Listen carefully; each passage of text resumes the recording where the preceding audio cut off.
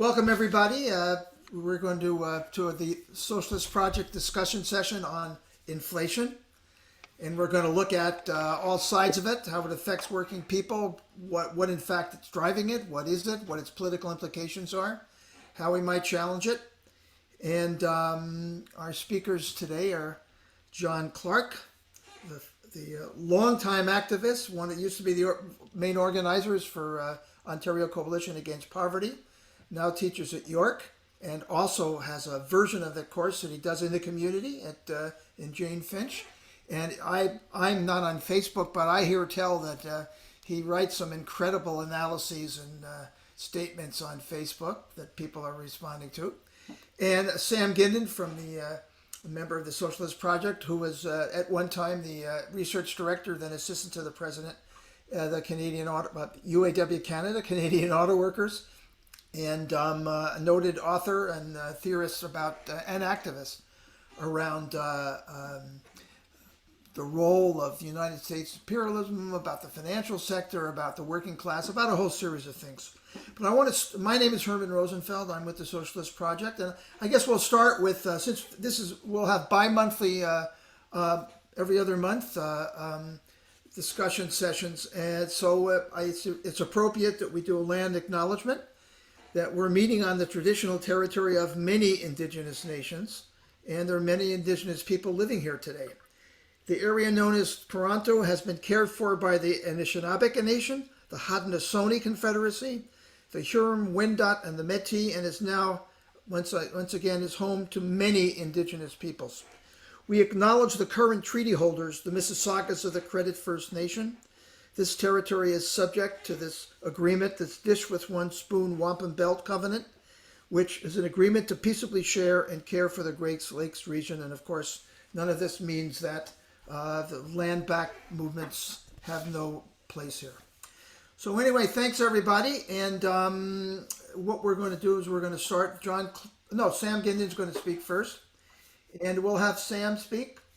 And then John's going to speak, and then we'll just take questions and comments from the crowd. It's 10 after 2. We should be out of here by 4:30 at least.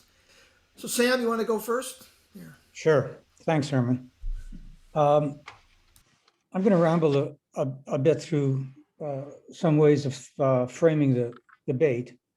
But what really strikes me is just the lack of concern in the labor movement and in much of the left with approaching this in some kind of a coherent way. There's been comments of we should not get trapped into this, because anytime you start debating inflation, you end up having to talk about austerity and wage restraint. There's a sense in some quarters that this is temporary, because it's primarily a result of how we came out of COVID in terms of the disruption of supply chains and disruption of production, creating shortages. And of course, when there's shortages under capitalism, somebody can get rent from that, such as the oil companies, et cetera. And then that the deficit, the public deficit, is also temporary because of the incredible boost there was in spending to deal with the emergency of COVID in terms of care, but also in terms of having to reproduce labor and small business in particular. So there's this sense of it's temporary, so we'll get through it. And it is a unique kind of crisis. This is a crisis, we've had about 30 years, the last 30 years in Canada, inflation was about 1.75%. And now it's over 5% in the United States. It's close to 8%. It's the highest in 40 years. But the question is, which I'll come back to, is this temporary? Is this just a one-time external shock? And how do we deal with it? But we have to deal with it is the first thing I really want to emphasize. This notion of kind of waiting or hoping we can avoid it and not being trapped is ridiculous. There are things that are going to happen. It doesn't matter whether workers cause the inflation or not. There's going to be a question of how are you going to pay for dealing with it? And that's going to be workers. And so let me make a few points just generally. about trying to avoid it, and then I want to get to how to try to frame this debate in a different way. It's not a question of getting into this fight, but letting the frame be the same. It's getting into this fight by changing the frame. So you've got a public sector which is still under the Bill 124 and is capped at 1%. It's got a significant, and inflation is just stealing money from them directly. You've got wages, which in a very few sectors have started to rise towards 4%, and that's being wiped out. You've got the minimum wage, which was $14.25 a year ago, and is now, as of January, up to $15. Well, if inflation stays at 5.1%, it'll be $14.24 is where we'll be back to. So the first thing, of course, is this is really affecting the working class generally, even the stronger elements of it. The second thing, which I think needs to really be emphasized, is it's affecting the working class unevenly. Everybody might be affected. The notion that workers should just be militant and get the inflation back and wage increases. The labor movement isn't strong enough to do that. We know that. And that can only happen in a few places, which means that the labor movement is going to be divided. And that's very dangerous, because if the key here is actually building unity to fight this divisiveness within the labor movement should not be underestimated. The few workers who might try to keep up with inflation are going to be resented by a lot of the workers who can't. In some cases, they'll even by blaming those workers. You look at something like housing, we've got a major divisive issue on the agenda. The workers who see their homes as assets, who see them as commodified assets, and want their homes to rise, and this isn't a minority of the working class, this is a significant part of the working class, are cheering home prices rising. And then you've got people who can't get into the housing market. And this is especially divisive. The other thing is that the notion that this is temporary, this particular shock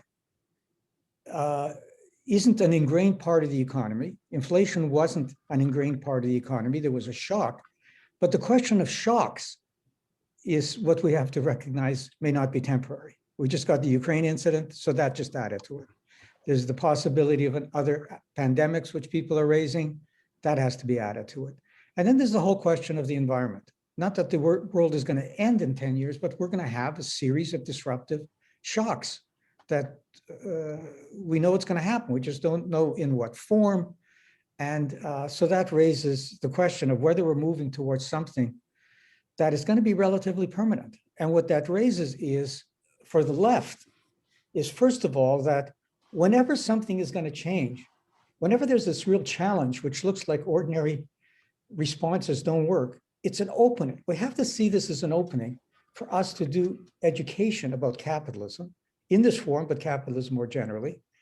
And we have to see it as a chance to actually radicalize what has to be done, because dealing with this, if we're going to have these kinds of series of shocks, is going to require really thinking about planning. And if you think about planning, you have to think about priorities. And that's when the limits of democracy and capitalism become clear. So I'd really emphasize that. Okay. In terms of responding to it, the first thing is we have to see inflation in terms of being about the distribution of income. This is what the fight is about. You've got a shock of inflation. The question ends up to be who's going to pay for it. And it doesn't matter whether workers haven't gotten the wages to cause inflation, which they haven't. It doesn't matter. There's going to be pressures on workers in terms of paying for it. So the distribution question is one of the things we have to think about. And I'll get back to this in terms of what might be done about it. The other thing is that the irrationality of what happens with shortages is becoming clear, that under capitalism, shortages just mean price rises.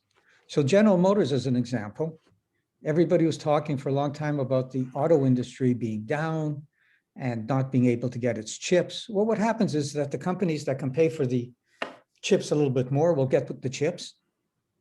It'll cost them a few $100s more. They'll put the chips into the most expensive vehicles, which are gas guzzling pickup trucks. And General Motors just had the highest profits in their history, not over the last few years, and they're way downsized from what they've been, but in their history, because there's a shortage. It's not because they're just passing on the costs of some chips, which might be $300. It's because if there's a shortage of vehicles, you can get whatever the market can bear. There's no narrative in shortages about, well, who really needs it? How do you deal with a shortage socially? It's simply a matter of prices. The other thing is that this opens the door to having to think more collectively about collective needs and collective services. What is it that we really need if we're going through these kinds of crises? So let me take each of these in turn. Distribution. If what's going on is we're in the midst of a fight over distribution, except we're not really fighting yet, and we're not fighting in a coherent, certainly not in a class way. I mean, if the problem is that we've got a government deficit because we've been paying for all these things through the COVID, I mean, not only is that deficit going to shrink dramatically, I mean, it's going to be falling from about 12 or 14% of GDP in Canada and the United States to under 3% within a couple of years or a year and a half. But the point is, if that's the issue, you can fix that. If there's excess demand, why aren't we cutting back the demand of the rich, of luxuries? Why don't we have an emergency wealth tax if we see any kind of a crisis that requires trying to deal with some social needs and saying we're going to take it from, this is what people did in war times. That's when you see the big changes in taxes, that there should be an emergency wealth tax, and we should be discussing whose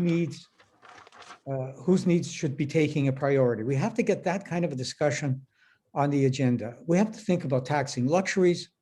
We should be talking about, at least at a minimum, of taxing the oil rents. The companies do nothing. Price of oil goes up. They get the profits. They're empirically, they're returning it to their stockholders. They're not even investing it in pipelines yet, but the pressure is on to invest it in pipelines with the demand to keep prices down. There's absolutely no consideration for seeing this as a moment when there should be a speed up in a move from oil. It's still trying to get some stability in the oil prices. So it raises the question of, at a minimum, taxing those profits and channeling it into transportation, into other forms of energy, into conversions. But seriously thinking about, which I've usually opposed taking over the industries which we saw as declining.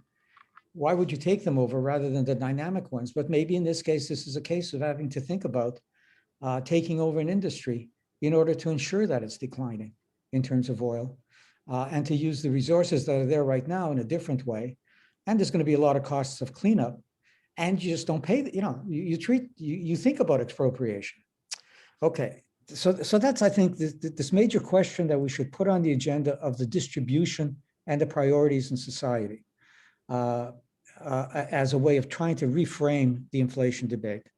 The second point is you cannot sustain thinking about distribution. You cannot sustain it very far if you're not also controlling supply. You have to think about production as well. It's most obvious in housing.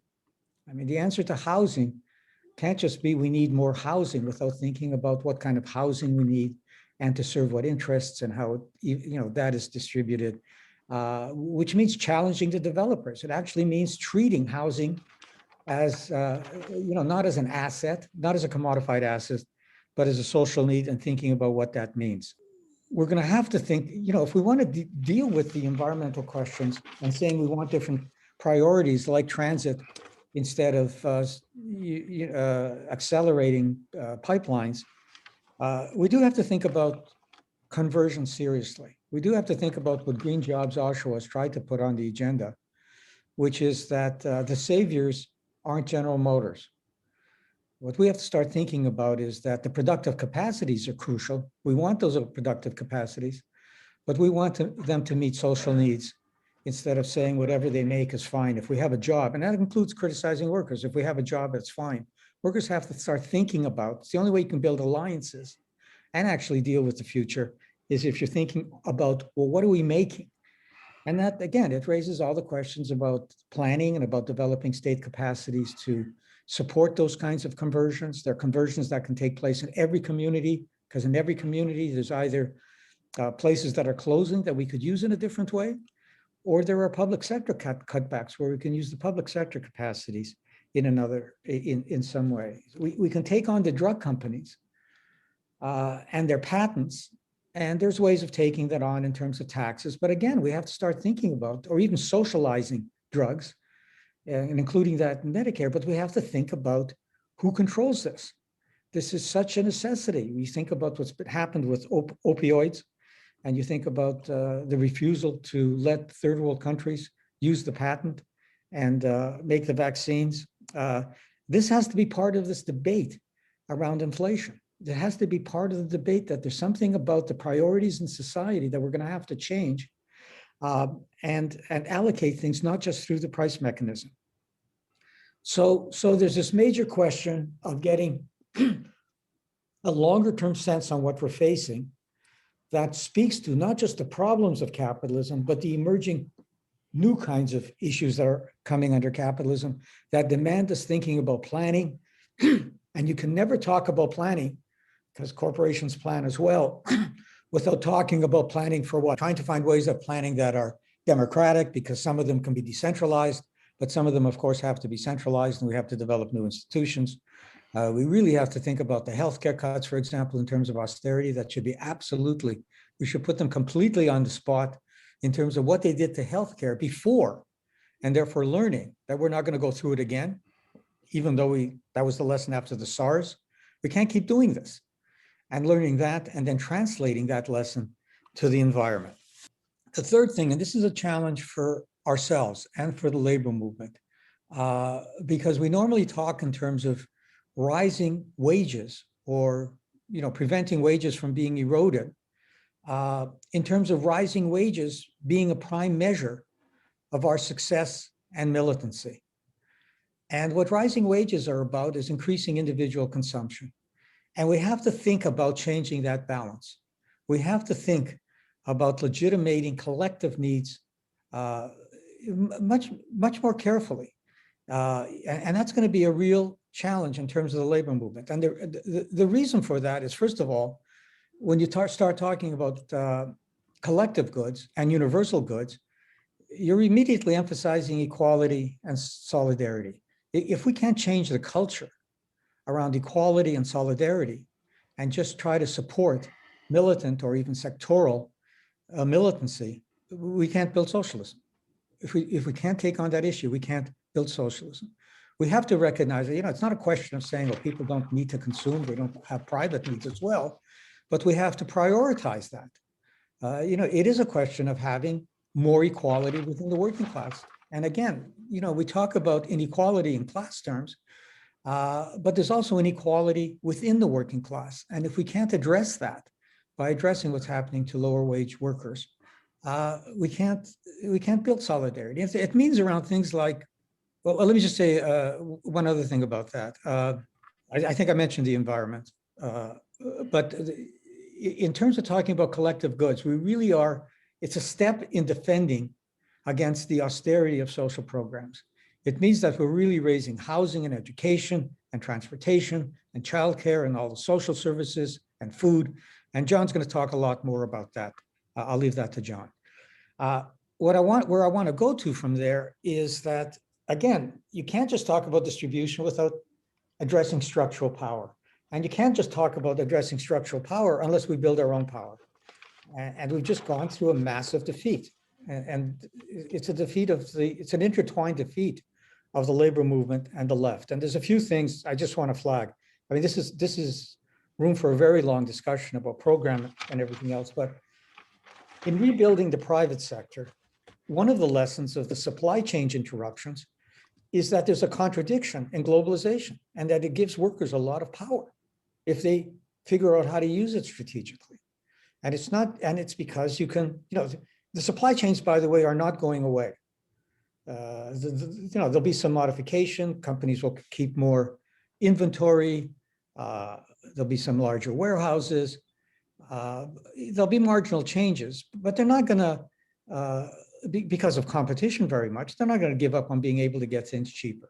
And to the extent that they bring things back into the United States, it also means more power for the working class. But the working class has to recognize, and this isn't just international supply chains, it's everywhere. It's in industries where people think workers don't have any power anymore, like auto.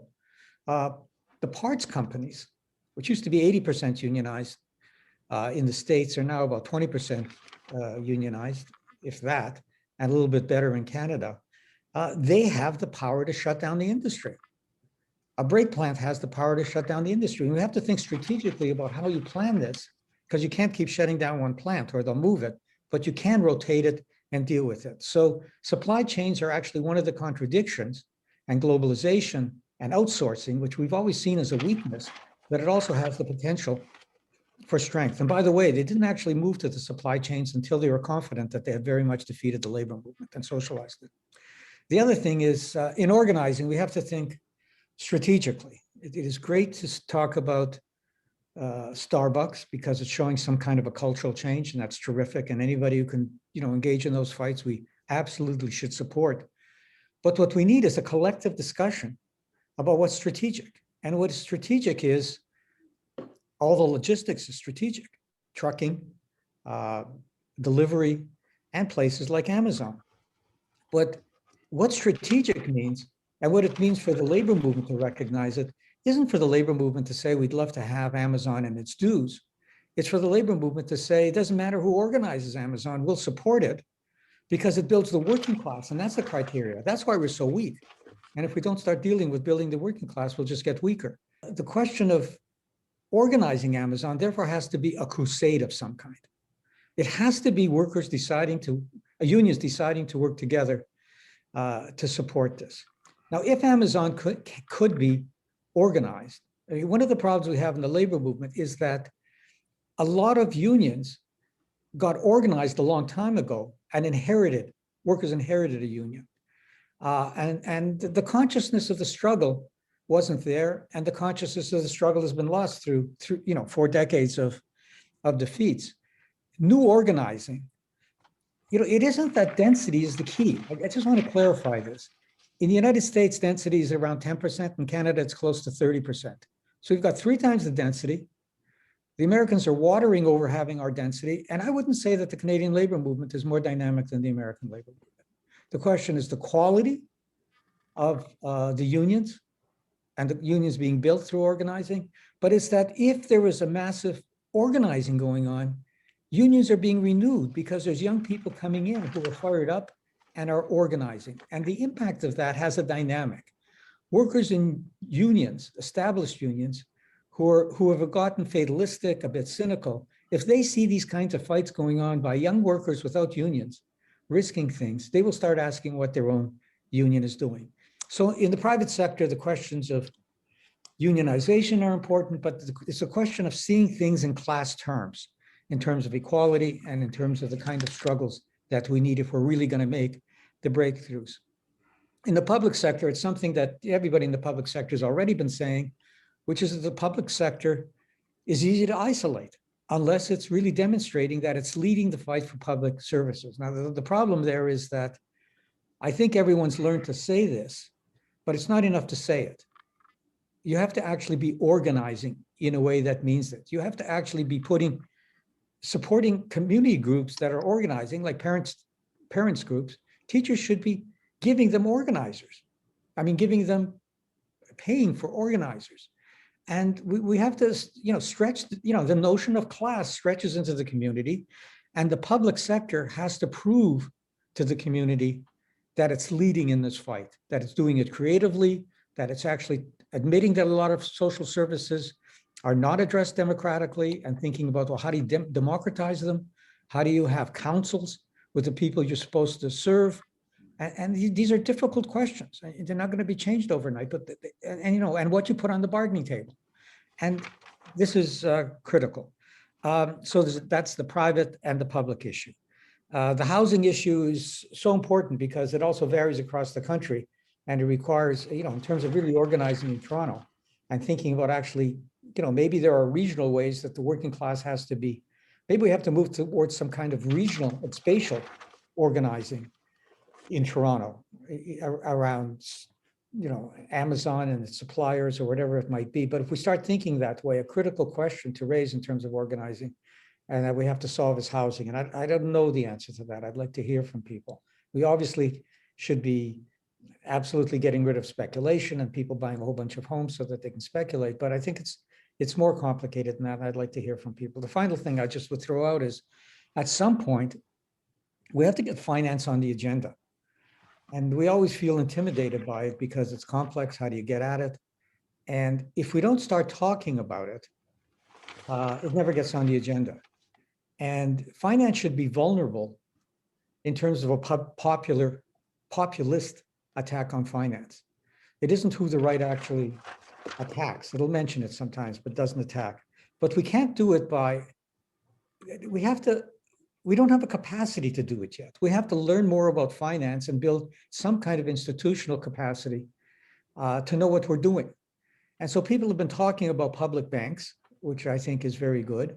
The problem with it is if you think of public banks just as public banks who fit into the existing financial system, they'll just be competing. And competing isn't going to solve our problems. They'll be competing to make more profits.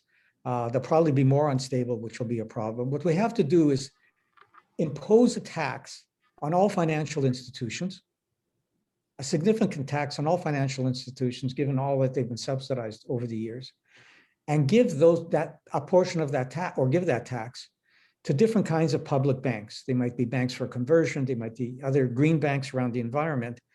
And the challenge for the banks then isn't how do we compete? You're going to get these funds from the financial system and other wealth taxes. The challenge is how do you democratically allocate them in terms of social priorities like the environment? And Kevin Scarrett has done a lot of work on this too, and especially in terms of thinking how important workers' pension funds are to this whole question and how integrated workers are in terms of wanting to see their pension funds rise and not thinking in class terms.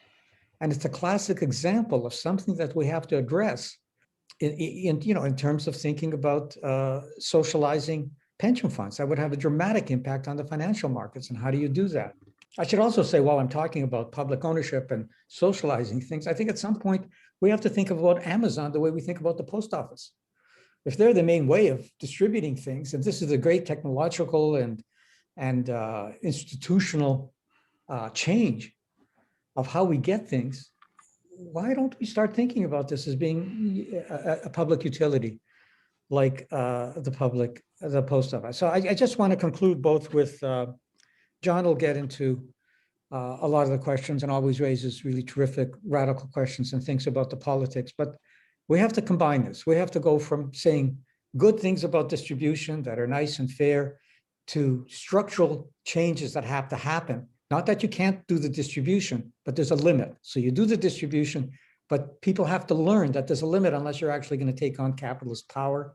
And then once you start thinking about capitalist power, we also have to take on our own institutions. We have to recognize this crisis in the labor movement, and it's not just imposed on us. It's because for 4 decades, we haven't actually confronted it in an honest way. And I will just say to where we started from, for a lot of unions, when neoliberalism first emerged, the response is this is temporary. It's going to go away. We'll have a change in government. There'll be a popular backlash. That's not how it happens. The big lesson of this is that it isn't just that the status quo is reproduced, is that things get worse. And what we see with things like the so-called Freedom Convoy and the rise of the right emerging out of the frustrations of neoliberalism and really a lot of the weakness of the left is they don't just get worse, they get dangerously worse. And that's what we have to keep remembering. And I think we have to think about inflation in all these larger ways. Okay, thank you. Thanks, Sam. That's really excellent. And a lot of food for thought and for conversation. And we're going to move directly into John, because I think John will be just as challenging and fascinating and disturbing. John? Okay, if I set the task of being disturbing, I'll do my best. First of all, I may find myself covering a bit of the same ground as Sam, and if I do, I hope you'll think of that as emphasis rather than repetition. But I, I, to me, there seems to be two really glaring questions that emerge that we have to look at. The first is that I entirely agree that it is folly to suggest that the present inflationary burst is something that we can just pretend isn't happening, like an awkward smell that we're going to ignore and move on. I don't think that is the situation at all. I think this is reaching in the UK. The term cost of living crisis is being bandied around, and I think that's a valid way of looking at it. Um, Even if this all solved itself tomorrow, the hit that has taken place, I mean, I'm talking about the hit in terms of a rich country like Canada. In poor oppressed countries, it's unimaginable, but the hit that has already occurred has already been devastating. How much this has undermined people's standard of living is already a huge question. I see today the World Price Food Index talking about 20.7% increase over the last year and 3.9 over the last year and 3.9 in the last month. If this is indeed driven by supply shocks, I entirely agree with Sam that we may be entering they talk in terms of the era of pandemics. We may well be entering the era of supply shocks as well.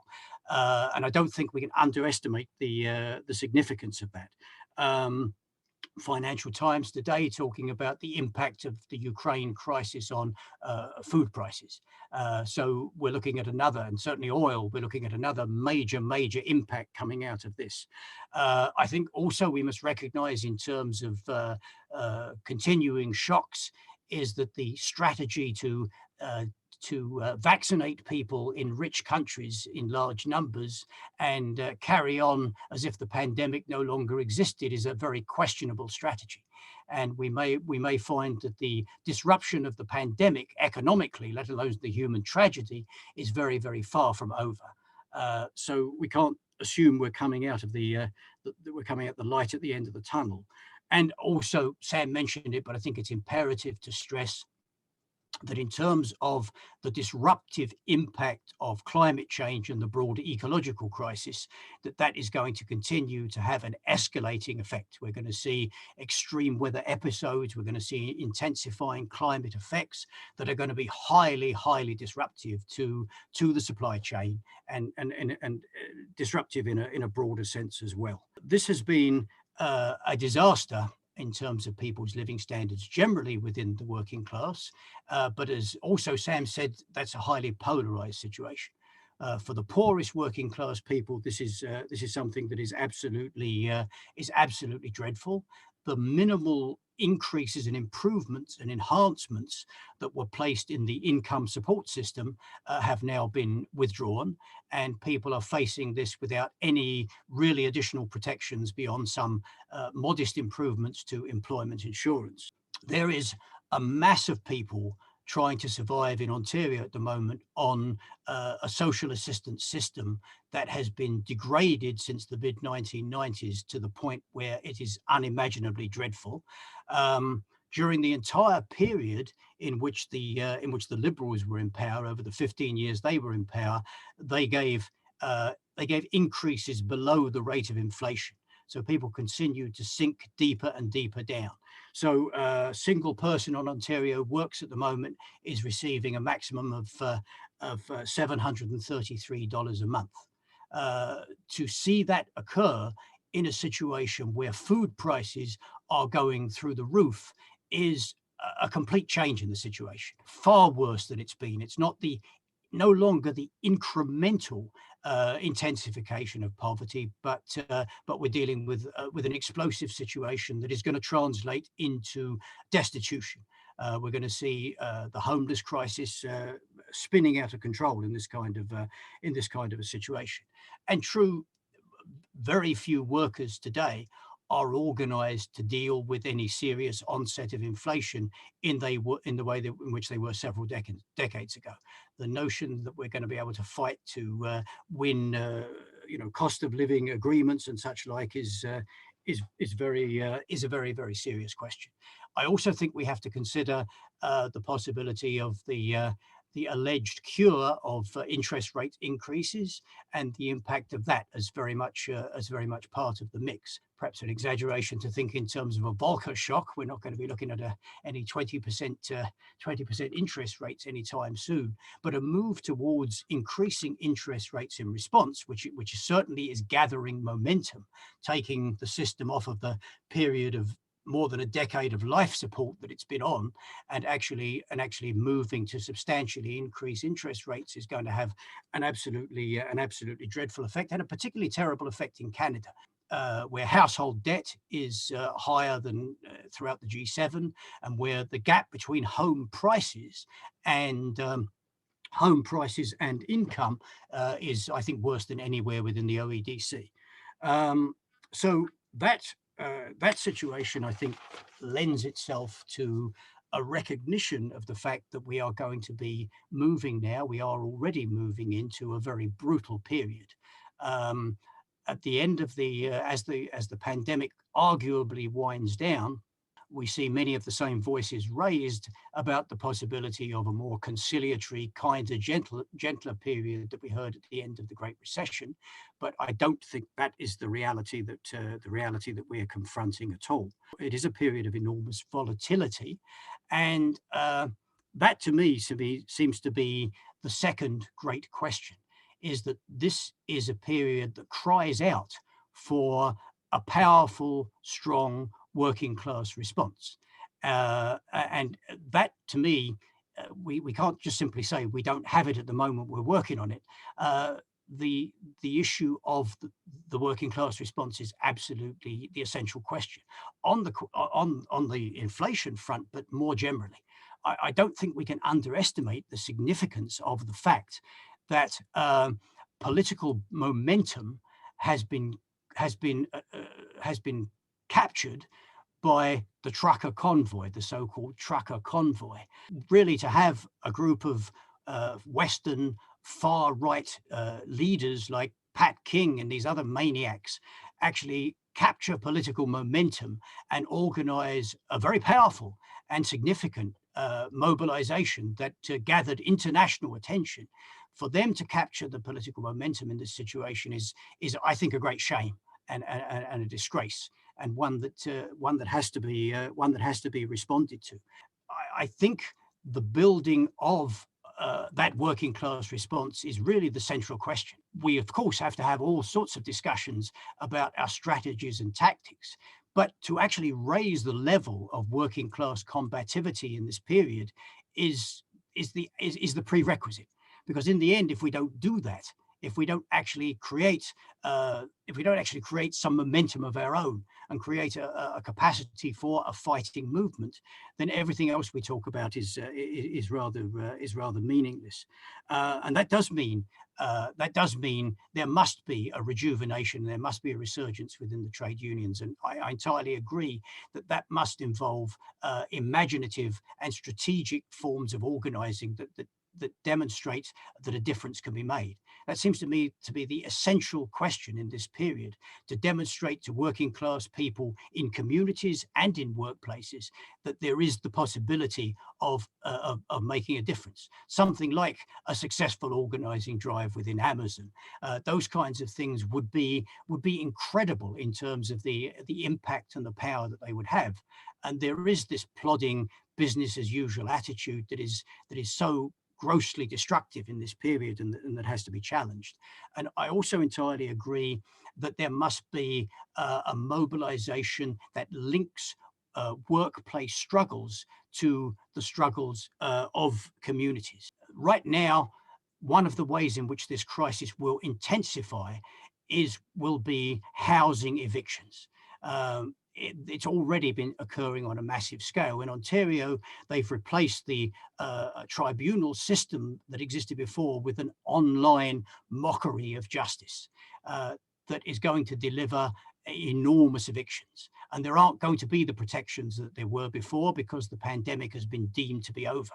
So we're going to be seeing an incredibly escalating rate of evictions, and coupled with the sinking of income and creating conditions of destitution and despair, that isn't just simply something that is regrettable from a humanitarian perspective. It has to be seen as an incredible blow against the working class as a whole. I mean, to talk about trying to organize in the workplace in the situation where thousands and thousands of working class tenants are being removed from their homes while everybody stands and watches because there's no organized power to resist it. That's an absolutely disgraceful and terrible demoralizing factor in terms of the capacity for working class resistance. And we have to have answers to that. We have to be able to resist evictions, but we have to pose alternatives. We have to pose alternatives with around demands around the supply. We can't continue to have this arrogant developer-led agenda of redevelopment and the creation of a continuing gross oversupply of upscale housing. We have to be able to intervene in terms of what's getting built. There has to be huge interventions around the creation of social housing and these kinds of initiatives. But we also have to demonstrate that it's possible to make a difference. I mean, in this city at the moment, it's estimated that there are 65,000 empty condo units that are sitting there empty. There must be a move forward. There must be organizing at the workplace level. There must be organizing within communities. But there really is a need for a real sense of working class unity. That we can't have a situation where poverty is allowed to rip, and where mass evictions are taking place, and where there's a vast homeless crisis. All those questions have to be addressed. And finally, this is a period and a situation in which the posing of radical alternatives is really at a premium. I saw an Ipsos poll at the beginning of the pandemic, where some 70% of people were saying that they thought there should be fundamental changes in Canadian society. Now, that's a fairly woolly concept, and I don't suggest that every one of those people is embracing a rounded socialist program. But it does seem to me to be a rather interesting starting point. That this crisis is creating an incredible mood of dissatisfaction and anger that can't be solved by measures of tinkering, that can't be solved by the kind of politics that are coming from the political centre. So the clear advancing of meaningful socialist alternatives becomes something that I think is really, really imperative in the present situation. So finally, I would just make this observation, that we live in a time that is incredibly volatile and incredibly explosive. It's incredibly regretful that we have a weakened movement. It's deplorable that the so-called truckers were able to do what they did. But I don't think we can underestimate the potential of the present situation. During this crisis, we saw the incredible mobilization that followed the police murder of George Floyd in Minneapolis, that nobody saw coming. And this is a period when those kinds of things can happen. But where they happened so far, they've happened on the basis of being mainly outside of the workplace and mainly community-based explosions of anger that they can contain and dissipate. So posing an alternative that can bring those things together and find organizational forms and actually build a cohesive movement that can move forward in this situation is absolutely necessary, but I think absolutely possible. And the impact of the cost of living crisis brings it home with incredible clarity. Thank you. Thanks, John. Yes, that's pretty wonderful as well. So, and yes, disturbing, but not, yes, the issue is disturbing. Okay, we'll start with you guys. All right, David, put your hand down and there you go. All right. I'm completely agree with both speakers' analysis of the dire situation. I've been involved in some things recently that give me some hope that we can build something. Yesterday I was at a day of action for just transition outside an MP's office, and there were hundreds of these across the country organized by 350.org and the Council of Canadians.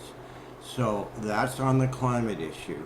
And I was out at the MP's office on the Danforth, and he's the sole member of the Liberal Party that has signed a pledge to trying to get a just transition bill through the House of Commons, which is a start. The other thing is that the fight around gig workers looks promising too, to a certain extent. I mean, the government is even,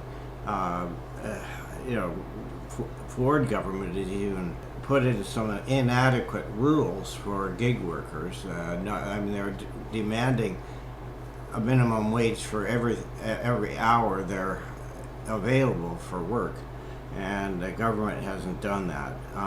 But still, they're fighting. There's also in rural Ontario, there's quite a fight back around the building of Highway 413 on an environmental basis. And it may end up that in the elections, Ford might lose some of those seats because there's a substantial pushback.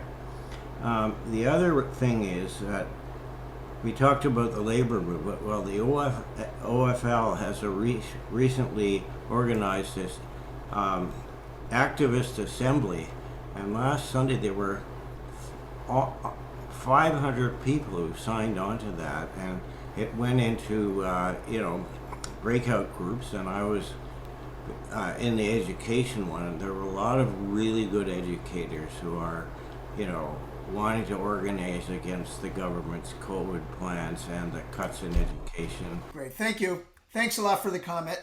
I have Kevin Skerritt and then David Kronsilver. Pardon me, Brian Evans and Kevin Skerritt and David Kronsilver. So Brian, you're next. Yeah, thank you, Herman.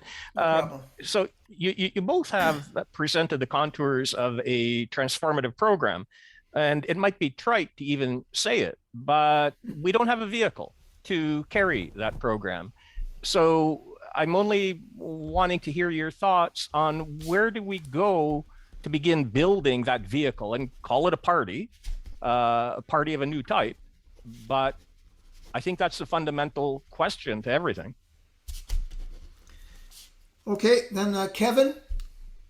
Thanks. Both of the speakers, very good talks, thoughtful.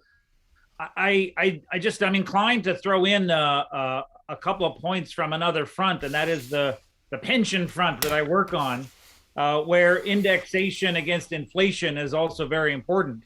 And I just make the point that, as I think it would be widely known, over these years of relatively low inflation that Sam spoke about, there has also been ferocious attacks against workers' pensions, and specifically one of the most common targets has been the protection against inflation, which I think I can say broadly, in most cases, they've been eliminated or greatly reduced, the protection against inflation. And in some cases, even some trade unions, thinking that we're in a permanent low inflation situation, have been convinced that this isn't important to defend or to fight for. And obviously this is not the case. I'll just throw in the additional point that what is so interesting to contrast is the one part of our pension system where we still have full inflation protection, 100% increases against the CPI, is of course the public system of Canada Pension Plan and Old Age Security. So I just sort of throw that into the mix of Sam's reflections about like a socialist program or a bold and transformative program. And I think in the pension world, frankly, because the workplace system has inefficiencies and we are weak in marshaling labor forces to rebuild those protections against inflation, I think this should be inducing us to think about reorienting our whole sort of retirement income protection strategy to one that is grounded in a public system rather than the workplace system that a large minority of us still have. That was the point I wanted to throw in. All right, David, could David DePoe and Kevin, could you lower your hands after you spoke? Otherwise, it looks like you don't want to talk. David Kronsilver, and then we'll go back to the speakers. Yes, David. The thing is that with what John said. We definitely need to create more social housing and housing geared to income. The scary thing is you listen to John Tory, he says, oh yeah, we're creating housing and all this kind of crap. And it's just a bunch of bullshit. I think the thing is that we have to go after these land developers, the government needs to, or whatever, and try to clamp down on them to say, you gotta start building housing. And of course, they'll probably say, oh, well, there's no money in building housing. There's more money in building condos. Well, what good is building the condos if they remain empty? But we don't need condos. We need more housing so we can get people off the street. We also need to, minimum wage should be at least $20 an hour. And I think we have to try to keep we have to keep trying to mobilize and organize the working class, which this pandemic really took a number on us, because it really broke up what was left of the left, and we're all scattered all over the place, but we have to keep fighting and keep organizing. And that's it. Thank you, David. So, Sam and John, could you, I guess, respond how you'd like? I assume you've been taking notes about some of the points raised. Yeah, I just wanted to respond a little bit on the pension, but I actually want to get to the larger question that Brian raised, which I had actually written down on my thing, that we really have to end by discussing this question. On the pensions, the main point I want to make, people should really look at Kevin's work, and Chris Roberts was involved in that as well. There's terrific work coming out of there. But one of the things to really appreciate is that how vulnerable private plans are when they're a minority of the workers. I mean, this is a real dilemma. And, teachers have to learn that if they're the only ones that are going to have private pensions, they're going to be isolated. This is going to be used against them. If not now, and it might be used against them when they're asking for wages. I don't know. But the only solution for the teachers is to actually recognize that in the long term, they have to transition to a public pension plan and support it. And the danger is if the workers who want to just protect their own plan don't join that fight, the state will use that for why they can't do it. So this is absolutely crucial. And on an optimistic note, Kevin, when I've raised this with young teachers, when I've raised this with older teachers, it's a mixed reaction. When I've raised it with young teachers, they get it. They start talking about when they go into the classroom and they talk about equality, and somebody knows that they have a pension that their parents will never see. They appreciate that. They have trouble teaching these kids. They feel immoral about it. So I want to flag that. The other thing I want to flag, two other things. One is this question of optimism and pessimism that always comes up. And I think we have to be careful about exaggerating optimism and pointing to things that are going on, which we just have to be honest about how weak we are and not point to every time something good looks like it's happening and think that we're actually on the road. And the reason I say that is because if we're not honest about how difficult what we're facing is, we'll never figure out the strategy to cope with it. We just have to realize that. And it's not a question of being pessimistic. I mean, the reason we keep talking about class is because of its potential, not because of what it is today, but because of its potential. That's where the optimism is. And the optimism is, as John said, in the openings, we've got all kinds of openings. There's all kinds of vacuums in terms of what's not happening that we should be able to take advantage of. For example, the NDP isn't solving this problem, and a lot of union leaderships aren't either, and they have to be challenged. So there are openings and there's potentials, but we really have to be honest about what we face. And I'd also endorse John before he comes on about, resistance is absolutely fundamental. If there's no resistance, nobody's even interested in talking about change. Why bother? And resistance is critical, but then we have to keep being honest about people have to learn through their resistance that they just have to keep going further. Otherwise, it's not going to be sustained.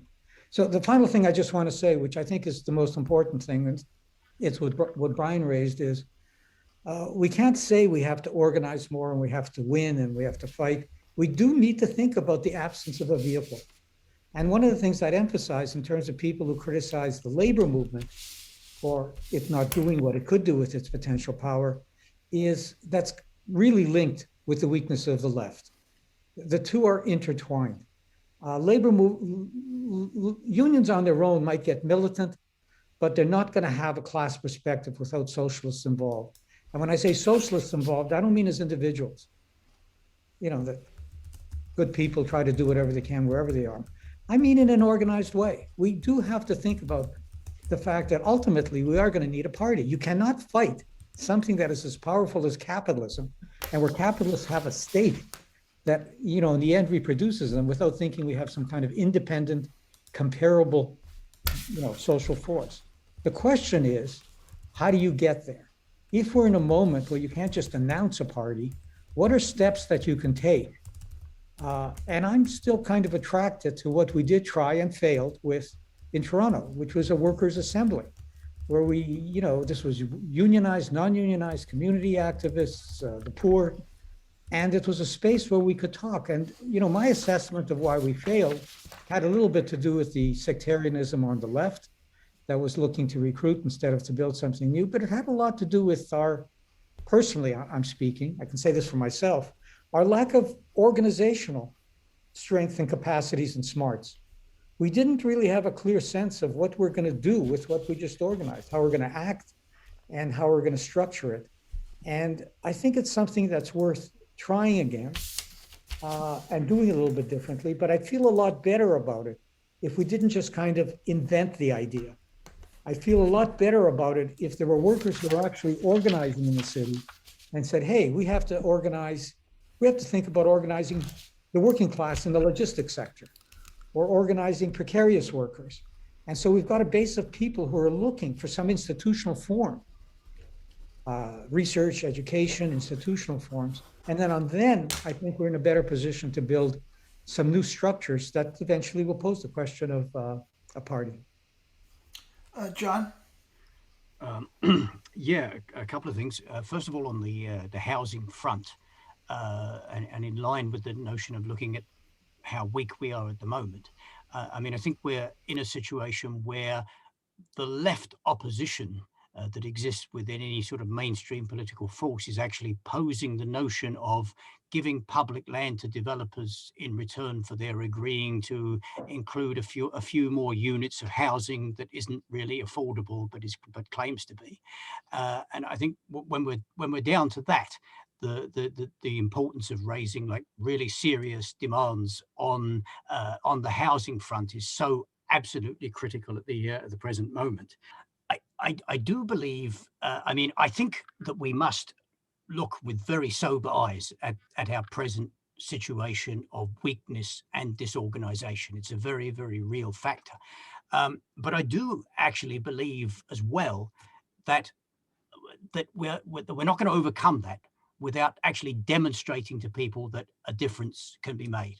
I mean, I can't understate the significance of the far right making the organizational gain they have in this present period. And that's entirely, it's not what they did so much as what we didn't do that made that possible, I think. And that's something that's really important. A number of years ago, I was at a public meeting in St. Catharines, and a woman on Ontario Disability Support Program came up to me and said something very honest, very wrong in my view, but very honest.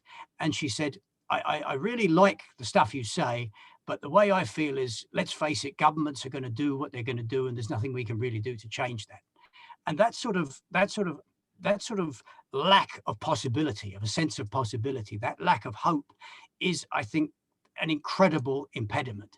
And there need to be radical ideas, and there need to be clear proposals, and there needs to be a transformative program, and it needs to be put forward. But it isn't going to make any gains until we can create practically a sense of hope. And that's something that's so critical in the present period, because to me, it's unimaginable that we have gone through all this last 2 years with people camping in parks in massive numbers, with people being evicted from their housing, with living standards just going down the drain, with so little organized resistance in place. It's quite unprecedented, I think, as a situation, or if there are precedents, they must have been pretty grim, because I'm not aware of them. An absolutely unparalleled situation. And I do believe, I endorse entirely the idea that we must find a political expression for that. I think that is going to require an effort to bring together people immediately with socialist and anti-capitalist perspectives with considerable areas of disagreement, and find practical ways of working together on concrete projects. But I entirely agree that we must find an organizational form that brings together radical and socialist ideas, but does so in a way that actually is immediately and apparently relevant to people, that is putting forward ideas that practically influence the way people conduct themselves and that draw strength from that.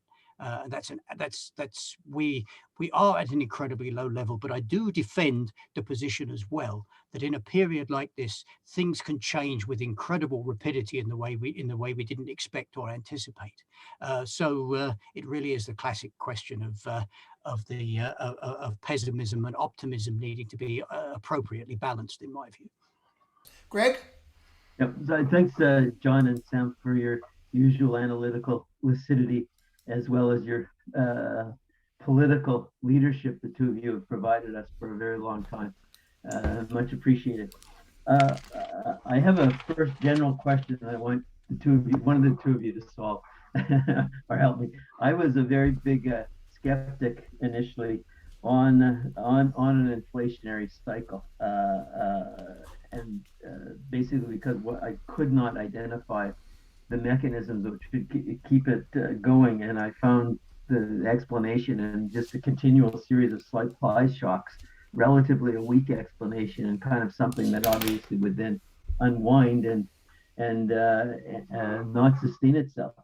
And it seems to me that the dynamics that have historically been in place over this are not the explanation we get from the right about too much money chasing too few goods, but was nothing like the 1920s crisis around inflation, which is both about debt and shortages, interweaving, and that led to this kind of the instabilities that occurred in the interwar period were all being shaken up. That doesn't seem to be the case right now. And obviously, as we're all immediately recognize, the inflationary cycle that our generations lived through in the 1970s doesn't seem to be here at all. With wages fighting to keep up with inflation, and the firms responding by another set of price increases, and that doesn't seem to be here at all. So I'm, a bit puzzled of what will sustain this inflationary dynamic. Beginning from not accepting the premise from the right and what is guiding economic policy right now, but not also seeing the historical forms that have driven inflation in the past. So either of you have any insights about this, just to kind of help guide us, because I do think it influences some of our strategic thinking. Maybe a second point, I thought, Sam, you should have also still brought up the question of the Bank of Canada and central banks more directly, simply because the push that has come from financial capital for a while to normalize interest rates, and now even more so with real rates falling even further behind with these rates of inflation, and any measure to deal with inflation from their viewpoint will involve raising interest rates, is always a strengthening of rentiers and the financial class, and something has to be targeted directly at central bank policy and not just finance in general to kind of deal with it. I know that's kind of what you were also meaning, but it seems to me that there is an explicit target that at least we should be pressuring social democrats to take on over kind of that central bank policy that will kind of strengthen rentiers as opposed to and have negative impacts on workers, because inevitably that will also be registered in higher rates of unemployment. The other point I think is just want to raise that, you know, the core inflation dynamic is in such a what's there is in core human needs, goods. You know, it's housing, food, energy. Maybe we would throw in the medical services that aren't being covered by Medicare. Those are kind of the core. And it seems to me that the minimum we could expect the labor movement and a wider left to do even soon would be to form some sort of commissions in and around those sectors and figuring out kind of what's going on, but also, you know, looking for this explicit measures for intervention into those sectors that deal with provisioning, but also prices. The other thing is those are all kind of things that have incredibly important distributional incomes on workers with low incomes or on various kinds of support payments. They get affected by these immediately and disproportionately. And there are ways that we could build in policy measures or struggle for policy platforms that would both intervene into the sector and protect those particular workers. And there is something that we should be able to expect the labor movement and others to kind of be able to mobilize in those sectors and put those kinds of demands out there. The final thing I'll say is I think you're both right. Part of our struggle at the ideological level and thinking about the politics is to change the question. It's not allowed to so much focus on inflation as set by the ruling classes and the dominant media picking up but to kind of change the question about what the issues are and the overall distributional dynamics in capitalism, you know, and this always pivots around in any kind of inflationary cycle. You can't remove it from the question. It has to do with something with the pricing power, even in the face of intensified competition that the capitalist classes have. And you know, we've got to partly kind of focus our efforts in dealing with this question of inflation by continuing to do that work on changing the question. In any case, thanks for the input on both levels of politics and analysis of the situation. They were both really great presentations. Thank you. Yeah, I put myself up. I don't have that much to say. So much has been said by others. John, I'd just like to ask, you know, one of the things that that always intrigued me about public housing is when you go to some European cities and the public housing stock in some of them are wonderful. I mean, you know, like they're places everybody would like to live. And how do you build those things? You know, everything is done here through making agreements with these private developers. Could there not be a public development you know, like a public development department where you actually develop the capacity of basically building things without having to rely on the private sector? Because so much of the state capacity at all levels has been wrecked by neoliberalism. I think that's really a critical place to go. The second point is I remember in the assembly that when Ford got elected and started implementing all these cuts, a lot of us were just fumbling around debating this, debating that, whereas, John, you organized a group of people, this Stop the Cuts group, that actually went in and did a lot of education. In fact, I remember we did a lot of education under its auspices, you know, around the right, the cuts, and those kinds of things. And I think that kind of a thing is really critical when you look at, you know, these various, you mentioned, John, you know, like they come out of the blue, these things, you know, Occupy, which, you know, and the fight against the police brutality, which develops at different times. I think the critical point is those things, they come and unfortunately they go. In part, one of the reasons they go is we're not in a position to actually build any socialist education around them within, you know, working class communities or workplaces. And I think this, you know, like losing the initiative around this truckers thing is an example. You know, the kinds of issues that and frustrations people have when and if there are explosions around or we get involved in some of them, that we need to tie it to building some kind of capacity to do socialist education with people. Otherwise, we're not going to be, when we talk about breeding people on the left with differences, obviously, because we all have differences and stuff, that it becomes more like arguing about issues or arguing about ideologies rather than an on-the-ground effort to actually build capacities to do a political education with workers. Not abstract political education, as you're saying, John, but in the context of how do you fight your employer, how do you fight to transform your union, how do you fight to change housing, etc., those kinds of things. So that's it for me, Steve. Thanks, Herman. So I'm going to kind of, I guess, connect somewhat to what Greg was raising, and I think it could be useful for us to talk a bit about, a bit more about, macroeconomic policy and central banks and how they're likely to deal with inflation and what some of the consequences of that might be. So the standard policy tool has been interest rate hikes, and I'm obviously we know that there is some plan to raise interest rates a bit over the coming period. That seems to be, relatively small by comparison with anything like the Volcker shock in terms of the scale of the increases we're talking about.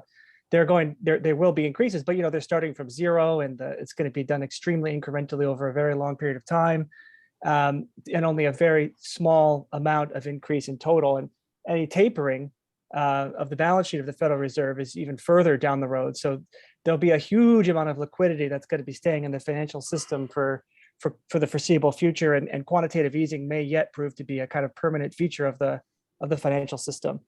So the extent to which rate rises are actually in a very acute way on the horizon, I think, is a question mark still, despite the raises that are planned.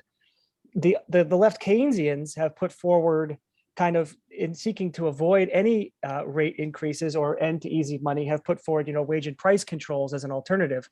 But as we know from the 1970s, that has a huge amount of contradictions and problems that come with it, not least including the possibility of a capital strike, but more immediately the total impossibility to imagine any of the current capitalist states in the advanced capitalist countries, at least, having the will to do anything like what would be needed to hold down profits and allow real wages to rise through such a regime. So that seems like a totally unrealistic proposal.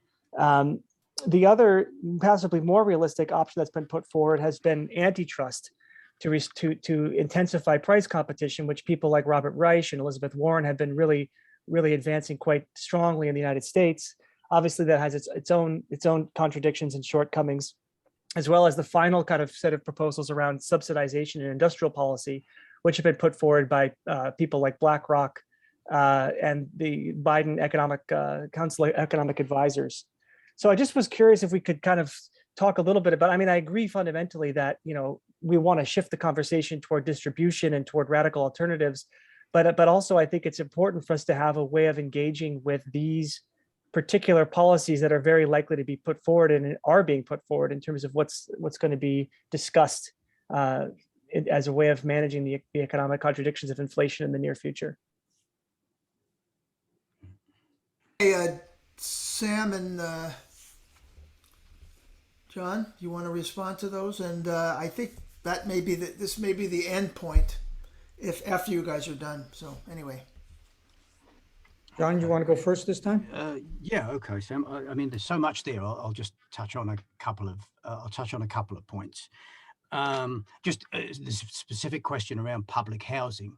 I don't think that any significant realistic move towards public housing could possibly occur without it being led entirely by the state sector. That's the reality of it. And I think I'm old enough, and I grew up in the UK, of course, so I remember council housing before Margaret Thatcher. And the really important thing about council housing was that it was a reality of mainstream working class life, that it wasn't housing for the poorest people, and that was that's a sort of, I think if we're going to think about social housing making a difference, we have to think of it in that way. We can't sort of rejig the negotiations with the developers to get a little bit of this and a little bit of that. It has to be much more fundamental than that. And I also just want to address the question of movements that spring up. You mentioned Occupy, And you mentioned the Black Lives Matter upsurge and these kinds of things. And that is indeed, I think, it's partly that the movements that are springing up are not what they were and don't have much political depth. But it's also that the strategy, the ruling class strategy in terms of dealing with it is different. There was a period in which there was a really major coordinated focused working class upsurge, which was very heavily concentrated in the trade unions, and their strategy for containment was to institutionalize and incorporate things into state forms of regulation and try and control it and compartmentalize it and weaken it. But with the kind of movements that are springing up today, largely community based, their strategy is one of containment and dissipation. And so far they're succeeding. I mean, the Black Lives Matter mobilization in the United States, people were reporting, the New York Times was reporting that it was the largest social mobilization, even larger than things that had occurred in the 1960s and 70s. So it was enormous. It had incredible potential, but that it could be dissipated so rapidly is a sign of the times. And that's not going to happen without there being a cohesive socialist initiative within those kinds of struggles. That's what's absolutely essential. And I'll leave much of the other stuff to Sam, but I think the critical things in terms of this moment for us is that that the alternatives that are posed have to not be the alternatives of the status quo and of the political center as a matter of necessity. The destructive rage that the truckers were able to put forward resonated precisely because it did challenge in the way that fascism pretends to the status quo. It did have that angry, radical, bold sort of feel to it. And that's what we've got to achieve, but we've got to do it with something that actually inspires hope, that is based on a very solid, radical and transformative program, but actually has a plan of action behind it. And we of course can't invent capacities. We have to create them, but we have to begin by demonstrating to people that the struggles we take up can make a difference. That means being bold, but it also means being highly strategic in terms of where we apply ourselves. And the role for an organized socialist force within that can't be underestimated. Sam, thanks. Yeah, no, everything's good. There's so much to get into here. Let me raise three different kinds of things. One is that if we think about what the defeat of the last 3 or 4 decades has been, it isn't so much in living standards or wage stagnation. Those are all obviously critical to people. But the real thing is has been the lowering of expectations and the lowering of a sense of possibilities. It's been a shift from capital needing to legitimate itself in some way to workers within the context of capitalism, and concluding that it didn't have to anymore. Legitimation was costly, it created certain contradictions, and legitimation was replaced by fatalism. I don't talk to any workers who think that capitalism is wonderful. They just don't think anything can be done about it. And that frames our problem in a particular way. And one of the difficult things always to do, I really take what John is saying to heart. The importance of engaging in struggle is so critical, but what socialists bring to it is there's a way of struggling for immediate needs. And what we have to keep injecting, is it has to have something to do with building. So we don't get into these kinds of, we don't get into the gig economy and think that we made a gain because we moved on whether they're workers or not, and the state gave them some minor concession. There was no building there. We cannot consider that a gain of any kind. It's a defeat. So I would emphasize that. Let me get to Greg's points, and then I want to say something about what Steve raised. I see that, this is a unique kind of economic crisis. And I think that's what Greg is getting about. This isn't the usual kind of determining certain factors in the economy or the strength of the working class. It had to do with the shock. It had to do with the state itself responding to a health situation, freezing the economy. So then the question is, well, so what's happening now? And at one level, I completely agree with you, Greg. The working class isn't so strong. Part of the concern is, can these kinds of supply shocks spread throughout the economy and lead to competition, either between capitalists who don't want to pay for the price shock, so they're raising their own prices to protect themselves, or especially if the workers say, we're drawing the line, we're not going to pay for this, and then you get the spread of inflation. Well, there's no reason to expect that workers are actually strong enough to do that. So there is a reason to think that this round of inflation, for economic reasons, may just fade away in the modest way that Steve phrased. That's a real possibility. I see it, I guess I'm thinking about this very politically. I see it as a particular moment. It is really hammering people at the low end, but also a lot of workers, a lot of public sector workers. And how do we use it to change the frame of the debate? Now, the way this might play out is that inflation falls. But then we've done some work to prepare for what may also be what the next inflation is about, which may not be economic, issues of economic class or other economic contradictions. It may be recurring through shocks, and we would be more ready for it. So I agree with Greg. I also completely agree with Greg on the central bank question. I don't know how to deal with it, I have to say. But this question of challenging the central banks and what does it mean to democratize a central bank? It's a really difficult one. And I think it's really, Leo tried to get this raised at a left forum, and there were 5 people on the panel, and not one of them said anything that I thought was helpful. It's a really difficult question, but it's a very good question to ask. And Greg's point about the sectoral stuff, I think is a really important strategic question. If we're going to think about responding to them, things that they put on the agenda and we want to reframe, like the fact that a lot of the price increases aren't just general price increases, they're happening in particular sectors that are based on needs. We can and have to develop strategies. People are talking about housing, but around food and around energy, to address those in terms of how do you build unity around it? How do you get the unions in those sectors to actually work together? How do you build with the community? So I think that's a very good practical thing. On the question that Steve raised, yeah, I think that's, we didn't get into it. I didn't get into it at all. And I guess I was kind of expected to as an economist, but I wanted to move on. There's all kinds of arguments to pick up out there about what's going on. And one of them is this question that we're dealing with monopoly capital. And the argument about monopoly capital emerged to say that there are a set of corporations that are strong enough that they don't have to worry about competition and they can buy off their workers. And they were actually going to be stagnant because there was no pressure on them to compete. It was a complete misunderstanding of what competition means under capitalism, that it's actually between units of capital, and it isn't just about price in one sector. And the development of capitalism actually means an increase in competition.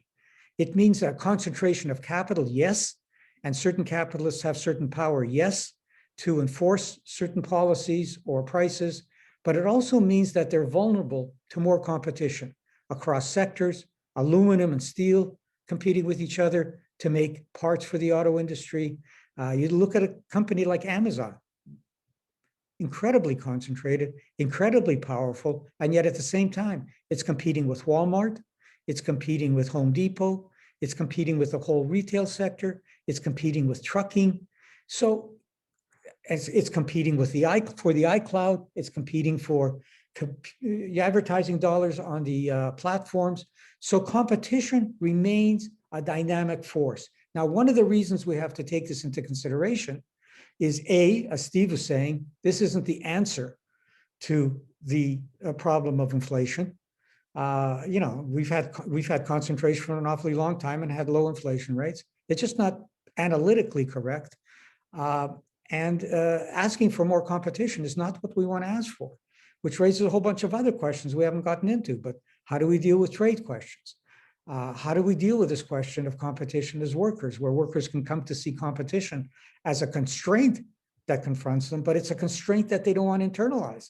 It's a constraint they want to challenge. So I think Steve is raising a lot of questions that we could take to another forum and actually educate ourselves around that and think about macro policy. I think that's, that would be really worthwhile in terms of internal education. I think Greg has raised some very important strategic questions that we could also have, we could bring in some unionists and challenge them to participate in some of these questions. And I think that would be a good step forward. But I'm really supportive of John's emphasis on the politics of this, that if we can't use this period to actually rejuvenate some resistance, and then strategically how we use that resistance, we're in real trouble. I want to keep emphasizing that the days of action were an incredible event. The idea of general strikes across communities was strategically brilliant because it came out of our weakness, and we were able to concentrate the best organizers in communities. We were able to do massive education. We spread it over 2.5 years, but it faded away because in the end, the union leaders only saw it as, well, you do these things so you can win something in a narrow sense. What could we reverse? And what the left wasn't able to do was to think about, well, how do we build on this? Now that we have all these coalitions in each community, now that the union movement has actually left some openings for us, and we knew that eventually the leaders would fade away, how do we take advantage of that? And we just didn't have the capacity.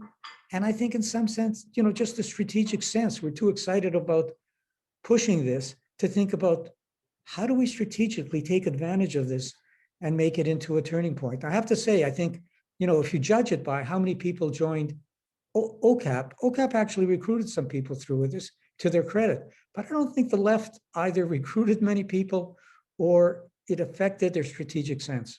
Sorry for going on so long. Greg, and then I'll just. Just 1 minute, just to come back to a loop that we kind of didn't link. That one of the more practical and immediate things that we didn't quite meant is the protection of working class incomes, and particularly people on fixed payments from social supports or low income workers, and that's kind of the beginning point, I think, for sparking any of the additional politics around this, is kind of finding a strategy to protect those incomes, because at this rate of inflation, that's an incredible erosion in people's living standards, just like that. I think there's a lot of potential on that. And we're talking, and as John mentioned, that a lot of these people haven't had any increase since Harris. So anyway, I think we're going to finish here now. Thank you very much, everybody, for participating. In a lot of ways, we just scratched the surface because that's what you do here. But our next one is going to be tentatively scheduled for May 12th. It's a Thursday evening, 7 to 9. It's going to look at some of the geopolitical issues that are swirling about the world we're living in right now, and just put it that way without starting another argument for now. And thanks, John, and thanks, Sam, and thanks everybody else, and thanks, Pancha, for setting it up. And we'll see y'all. And as for membership in the Socialist Project, we have it's now sort of like what we used to call the steering committee, and we meet every other Thursday. So if you're interested in actually joining the SP in terms of being a regular member, you might want to come in. Thank you. Cheers. Great. Thanks.